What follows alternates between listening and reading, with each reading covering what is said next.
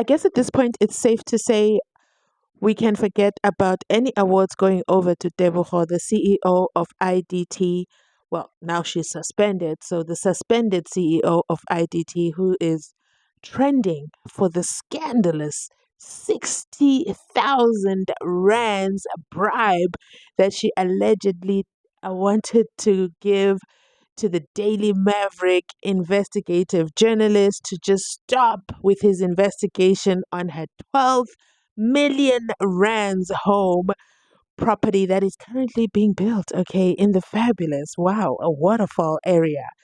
Is it waterfall? Yeah, in the fabulous waterfall area. I mean, in the month of July, the July casualties were Senzo Mchunu, the police minister, Shadrach Sibia, the deputy police commissioner, Kat Matlala over there with all his attempted unalivings, and that involved another Tebogo. But then there was Malifi, and then Kenny Konene. Those are the casualties that I can just at high level mention right now. But August is already starting off with these casualties within the first 10 days. Okay, the first casualty goes to the first female. Okay, I think it's the first female casualty since Lieutenant General Nhlanhla Mkhwanazi. No, we're not going to mention Minister Bubblegum because that had actually nothing to do with Lieutenant General Nhlanhla Mkhwanazi. But anyway, I digress. Basically, good evening, guys, and it looks like we are definitely not going to catch a break in the month of August either. Just because it's Women's Month doesn't mean there's no scandalous tender that involves women. Hello, everybody. Welcome back to another video. Thank you so much for joining us because bribes, tenders, and institutional collapse at South Africa's IDT. Now, what exactly is IDT? Listen, all you need to know is that it's a branch, okay? It falls under the radar of the Department of Public Works under Minister McPherson. So tomorrow, or at the time that you're watching this, he's going to also do a press briefing. I don't know if he's going to show up in any form of combat uniform or he's going to wear an overall like Police Minister Senzo Mchunu. All I know is all eyes are on him, okay? But South Africa is a movie, right? No, no, no, no, no, no. That's being generous. South Africa is a nightmare. Let me know if you agree in the comment section down below. And also do let me know where you are joining us from, okay? So, suspended CEO Tebogo Malaka is accused of offering cash to stifle negative media coverage just as a major oxygen plant contract scandal threatens to expose deep rooted governance failures. On a side note, let me tell you something. If any of your loved ones, especially young babies, have passed away because of oxygen, don't this is the time where you seek legal advice. This is a great time for you to seek legal advice for compensation because clearly the tenders are going to people who don't even have the qualification and quite frankly couldn't care about the implication on the health implication. This is all about tenders and money. That is it, okay? And what they can use with that money to enrich themselves. I mean, Tebogo is alleged to have purchased, okay, she purchased a plot worth about 3.6 million rands in Waterfall Country Estate. And then currently she's building a home with 12 million rands on that plot. And I'm just talking about one property here, okay? And then there's the luxury vehicle. Of course, it's always got to be the luxury vehicle. I don't know what it is with tenders and then purchasing the Porsche Cayenne SUV. Why? I don't know what it is about the Porsche vehicle and the luxury vehicle and the tender. There seems to be a direct link between tender and Porsche. Maybe Porsche should be investigated. I don't know. I don't know. But those were the issue with the house is that it was paid for in cash. Cash. Cash. 12 million rands. Cash. Okay. And then the luxury vehicles, although those were not purchased cash, it was the Porsche Cayenne SUV. And of course, there's got to be a Range Rover in the story. It wouldn't be a tender story if it didn't also have a Range Rover in it. But anyway, I digress. That is the properties, okay? Now, the CEO became the acting CEO of IDT in the late 2021 and cemented her role in the mid 2024. Imagine from acting to actual, and then you buying properties and luxury vehicles right away. It's just got to meet the status. She previously served as the general manager overseeing Gauteng and adjacent provinces with notable involvement in IDT procurement between 2011 and 2017. The trust paid over 33 million towards D. Molefe Logistics, a company linked to her sister-in-law. There we go with the family businesses. There we go. Family businesses again, with her sister-in-law raising serious conflicts of interest into question. Now, the controversy peaked in mid 2025 with the, I don't even know how I'm going to say this number, but let me try. 836 million rands. Do you know that's just shy of a billion? This is almost a billion tender scandal. This is huge. Forget Kat Matlala's 316 million rand scandal over there at the SAPS. That looks like change compared to this one. This is the big girls league, okay? It's 836 million rands. Pressure swing absorption oxygen plant tender, dun dun, okay, which was meant to equip 60 hospitals. A forensic probe by PwC revealed that many awarded companies had no valid credentials or operational capacity. That just sounds like Cat 2.0. Okay, we know Cat was almost going to be awarded, but then he didn't even have the facilities. He didn't even have the facilities to service the tender for SAPS. And then he was given one of the SAPS building. But we are not on Cat, okay, because Cat's money was changed compared to this, okay? This is almost a billion rands scandal. Yeah, I think that's what I'm going to title the video. This prompted her precautionary suspension. You know, in July, it was all about special leave of absence. August is about precautionary suspension. Clearly, that means without pay, okay? And disciplinary recommendations. Whew, Kuningi, yeah, stick with me, okay? In a stunning development, video footage captured Malaka and IDT spokesperson allegedly offering the Daily Maverick journalist 60,000 rands. You guys are almost talking about a billion rands, and you just fork out 60,000 rand. That's an insult. No, I commend the journalist for standing up and walking away from such a measly amount of money. 60,000 rand is not even going to change the journalist's life. I'm not saying, okay, that he should have accepted the bribe. I'm just saying, how dare this CEO and spokesperson only produce 60,000 rand? Like, what is that, a warm up amount? They could have at least started at starting bid at 100,000 rands. Nah, these guys have close to a billion accessible funds to them. They could have started at 1,000,000. That's what I'm talking about. With the level of things that they're doing, you're building a $12 million home. Purchased yourself 2 luxury vehicles. That's 2 million each. Surely you could have scrapped by and given the journalist 1 million at the bare minimum. But you know what? We are not there. We are not there. We don't know how they calculated this. We don't know how they came to the number 60,000 rands. But boy, oh boy, was it left on the table, and quite literally. You just got to watch the clip here. I'm going to insert it here. She clearly didn't want this story to ever see the light of day. So I just want to close this chapter. Yeah, no, sure. And I think I will need you to close this chapter. Yeah, no, sure. It's too much. Yes, yeah, no, there's been a lot. I have kids, I have parents. My parents are old. They were sick, they couldn't sleep over the last weekend. It's bad. Sure, no, absolutely, yeah, no. Yeah, so... I just thought, because some of the things I can't speak in front of Pasha, as much as I trust him, I'm his boss. Oh, okay. So I thought, let me... I was wondering about that. Now, did you decide beforehand to break up and then just when you talk, or, yeah? Okay, yeah. Okay, no, sure.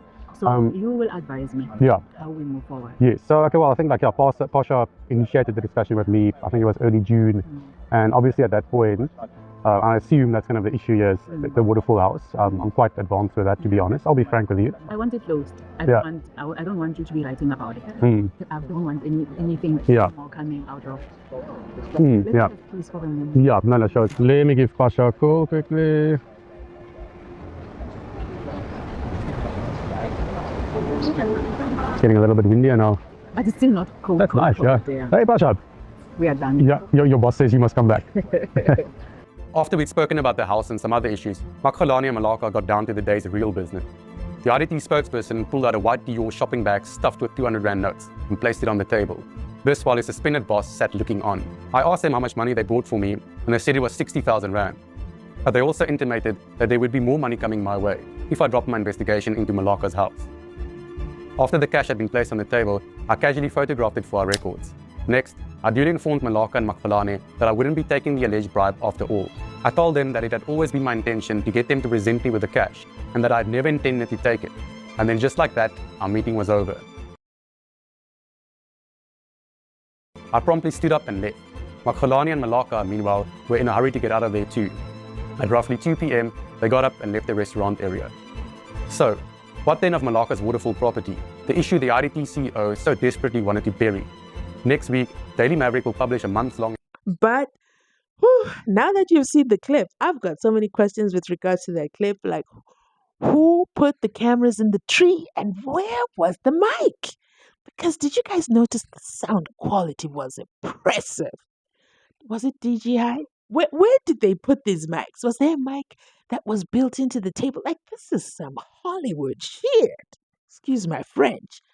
Where did they put the mic? Because we could hear the CEO and the spokesperson very, very clearly. By the way, the CEO is very concerned. Okay, she's like, don't publish this story. I have kids and I have parents. I just want to run a poll in the comment section down below. Let me know if you have kids and parents, because that seems to be grounds for not publishing a story. Can you imagine? Is having kids and parents such a rare phenomenon? But anyway, we are not there, okay? So the Daily Maverick investigative journalist was offered 60,000 rands in cash with promises of up to 100,000 rands regularly and lucrative tenders to suppress the reporting about the 12 million rand property. I cannot wait for next week Monday to see this property. I bet you it looks amazing. Caught at the Stellenbosch Wine Farm restaurant on August 3. You know what? While we're still talking about that tree footage, who paid for the drinks? Everybody seemed to walk away, but who paid for the drinks? Anyway, I just need to know. If only the Stellenbosch Wine Farm restaurant could just confirm that the tab was paid and that nobody just left that tab open, okay? The payment was visibly bundled in a Dior bag. The journalist declined, photographed the money, and walked away. Listen, they sat there and they watched him take the money out of the envelope, put it on the table, and they watched him pull out his camera and take a photo. Like, what were they thinking? It's like they're quite juvenile. For people that are handling almost 8 billion rands, they just sat there and watched this journalist openly put money on the table in a restaurant in public, in open air, and just go on and on and on. It was like, yeah, just another day in a bribery. How many bribes do you think they do in a week? But anyway, let's continue on.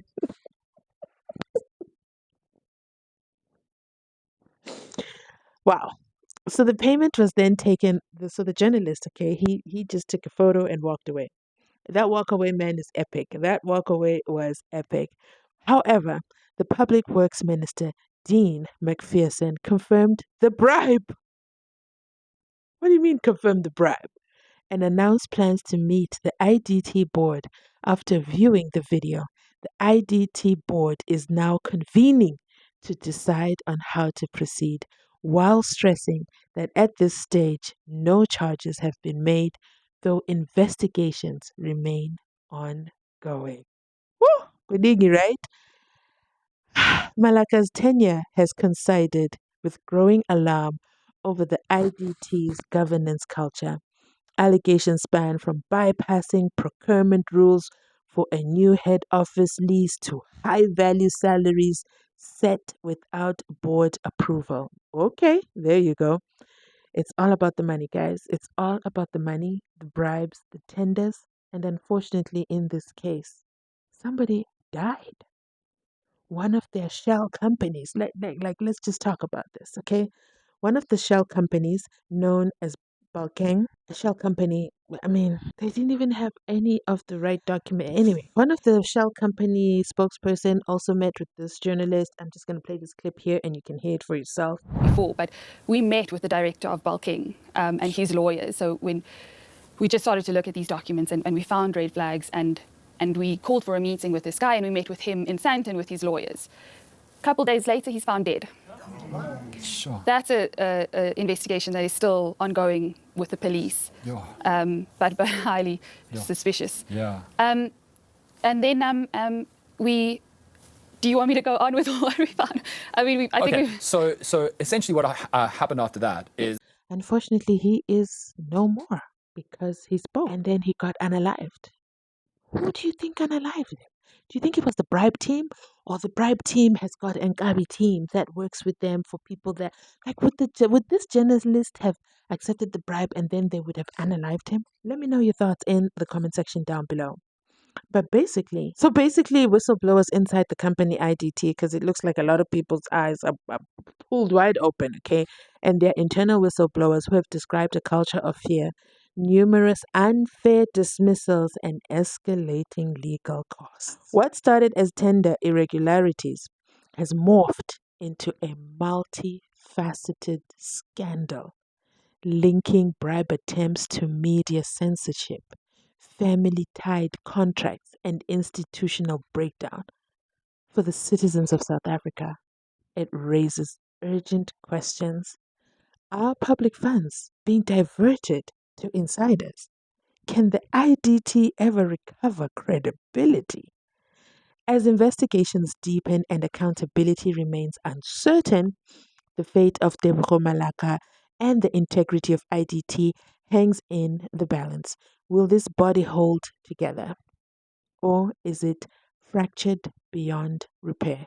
We'll continue, of course, tracking the story because you already know it's a developing story and it looks like Monday Daily Maverick is dropping a hot episode for us, okay? So remember to like, comment, and subscribe. I absolutely love it when you do. You've made it this far in the video. Please go ahead and like, subscribe, and comment as well. I absolutely love it as when you do. And I'll definitely catch you for sure on my next upload. Happy Women's Month. I think it's okay to still end with that. Do you think there's still going to be women's conference?